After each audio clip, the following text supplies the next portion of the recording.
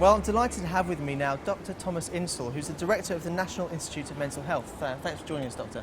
My pleasure. Now, the NIMH has got a research track here, that's right, isn't it?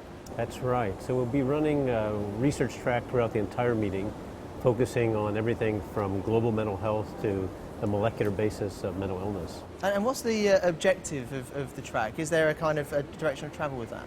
Well, probably the best way to think about it this year is we've organized it as we've done in previous years around some of the breakthroughs that are happening in science that are relevant to the practice of psychiatry. But this year it's a little bit different in that what we've been trying to do is to make each of the talks link in some way to a key element of the NIMH Research Strategic Plan. And to just encapsulate that very quickly, we talk about that in terms of the 4 Ps that we're trying to accomplish: pathophysiology, predictive medicine, personalized medicine, and public health impact. Those are the organizing principles for us in trying to decide which symposia, which lectures to put on at this meeting. And you mentioned public health there. I think there's a sense in the general public, perhaps, or a lack of sense, that mental illness or mental health is a public health issue. Is that right? Well, I don't know if that's actually true in the general public. What strikes me most often is how almost every family in this country is affected in some way by an issue related to mental illness. But I do think it's true that most of them don't talk about it. And so we don't have a kind of general understanding of the scope of this issue the way we might have for heart disease, obesity, diabetes, or cancer. Just to give you a sense of what that scope might look like if we were talking about it, it's the case that these neuropsychiatric illnesses are the #1 source of disability of all medical causes in the United States. And they're also an enormous source of mortality. Roughly 35,000 suicides each year in the U.S. It's actually greater than the number of traffic fatalities in this country now.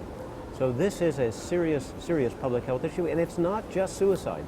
The best estimates we have are that people with serious mental illness die something like 25 years early. So they have a life expectancy closer to 56 years, which is extraordinary. That's about the life expectancy today in Bangladesh. And it's not due to suicide in that case. It's due to cardiopulmonary disease. Many of these people are smokers. It's due to a whole series of other chronic medical illnesses, often associated also with diabetes, obesity, and the problems that many Americans have that seem to be somewhat worse and to have much worse outcomes in people with mental illness. What do you want to see done about this then? I mean, what's the change that needs to happen? Well, there's a bunch of things that we need to have very much in focus here. One is we need to do a much better job of early diagnosis, early treatment. We also need a change in the culture that understands that we're actually not going to reach our goals for healthcare unless we focus on the needs of people with mental illness. There's a T-shirt that's floating around at this meeting that says "No health without mental health."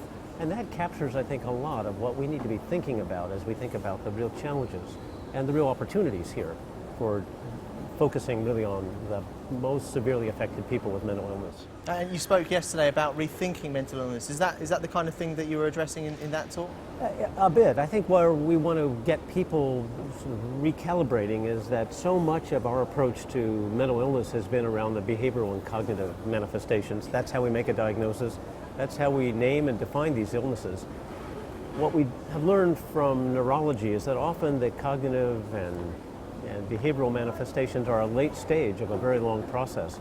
These are largely neurodevelopmental disorders. They begin very early in life. The symptoms may not come on until much later. We don't do very well in medicine if we arrive at the scene late and we try to treat at a late stage. We do much better if we can arrive early and we can intervene in a preemptive way. And I think that, for us, is what Rethinking Mental Illness hopes to accomplish. Well, I'd love to carry on talking to you, but we are out of time. Thank you very much for joining us. My pleasure.